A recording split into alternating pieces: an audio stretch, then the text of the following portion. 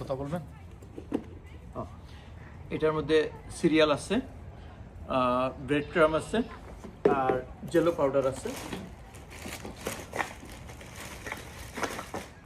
Jello powder,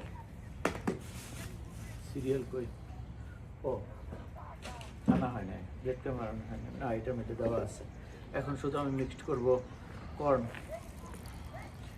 একবারে fresh কাট। কিছু corn আমি রেখে দিই, খুব বড় বড় কিছু কর্ন দেখা যেতেছে।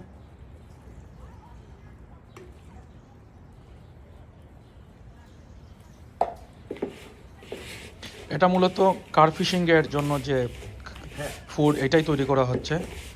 সো মোমিন ভাই প্রথমে সিরিয়ালের সাথে কর্ন এবং বেডকাম এগুলো মিক্স করতেছেন প্রপার ওয়েতে।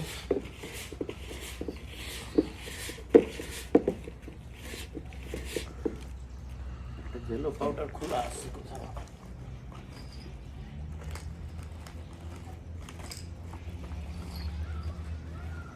না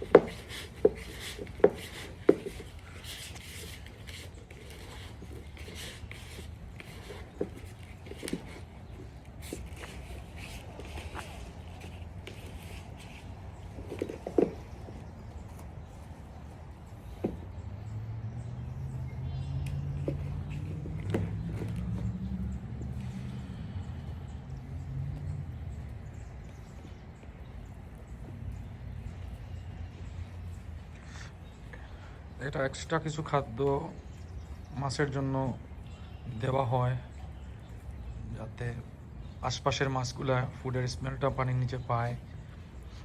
আর হুকের মধ্যে কিছু ভাই যে কর্নগুলো রাখছিল সে এক্সট্রা কর্নগুলো দিবে।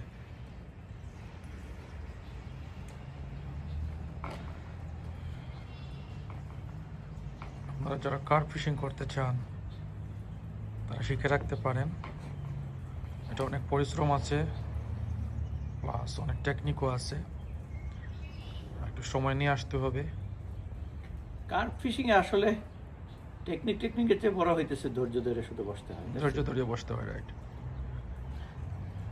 আর মাছটা যখন হুক হবে তখন শুধু একটু ধৈর্য ধরে ইয়ে করতে পারলেই হয়, মাছটাকে কন্ট্রোল করতে পারলেই হয়, এর চেয়ে বড় কিছু নেই। মাছের শক্তি কেমন করে মোমেন ভাই এই কার্প ফিশিং যখন ধরে বড়গুলা? কার্পটা হইতেছে টোটাল মানে একটা ডিজেল ইঞ্জিনের মতো, বুঝছেন? ডিজেল ইঞ্জিন আপনার যেরকম ট্রেন, সে যখন চলা আরম্ভ করে ওরা থামানো কঠিন। আপনি যদি এরকম কার্পের উপরে যদি মনে করেন আপনি মানে যুদ্ধ করা আরম্ভ করেন কার্পের সাথে, হবে না। কার্পের টেকনিক্যালি আপনার এ করতে হবে। কার্পে আপনার হেয়ার রিগ ইউজ করা হয়, এই জায়গায় আপনার হেয়ার রিগটা ইউজ করা হয়েছে। এই হইতেছে সেট আপ। ছোট্ট একটা ইয়া ব্যবহার করতেছি, রড ব্যবহার করতেছি, আর একবার লাইট ওয়েট রিল ব্যবহার করতেছি, কারণ হচ্ছে এটা জায়গাটা খুব ছোট, এর মধ্যে আপনার সব কিছু ইয়ে করা লাগে আর কি। আর দেখেন এটা যখন দেওয়া হয়েছে, দেওয়ার পরে আমি এই হুকটা তো দেওয়া হলো, রাইট? হুকটা থাকবে নেকেড। তারপরে এইটা আপনার এই জায়গায় কোথাও আমি দিয়ে দিলাম। যখন এগুলো খাবে, খাওয়ার পরে এটা অটোমেটিক্যালি ওর মুখে ইয়ে হবে। আচ্ছা আমি দেখাই, কাছাকাছি আমি মারবো, একবার দূরে মারবো না। তো এটা আমি মারবো আপনার ওই বোটটা দেখা যাচ্ছে, বোটের যে ইঞ্জিনটা এই কাছাকাছি মারবো।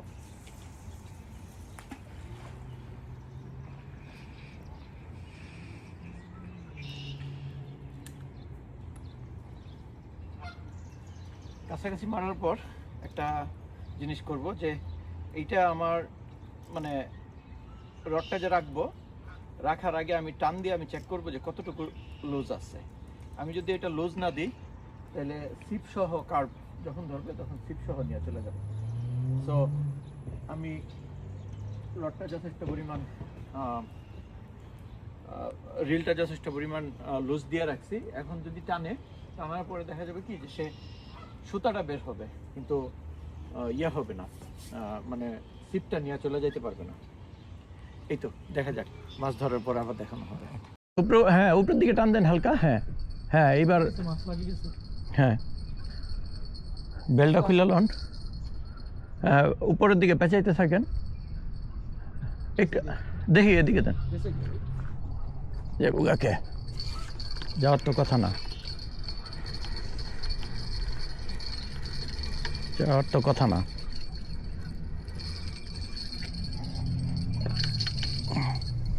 নেট লাগবো না ছোট মাছ না। না, দেখি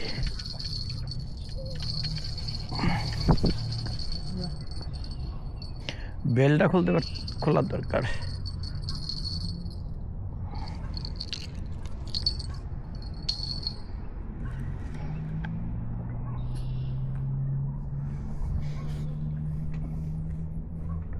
সাবধানে নেমেন,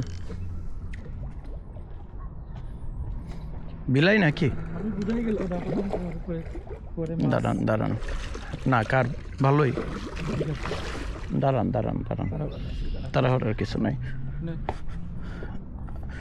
আপনার কিছু করা লাগবে না, আমি একটু জায়গাটা চেঞ্জ করে নেই।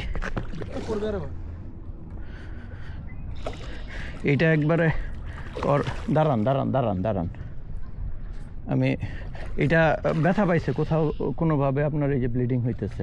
হ্যাঁ নামান, ইয়া নিচে নামান, ওয়েট করেন, এখন ওটা না। হ্যাঁ, এটা কোনোভাবে সে খুব ভিতরে ব্যথা পাইছে পাথরে পাথরে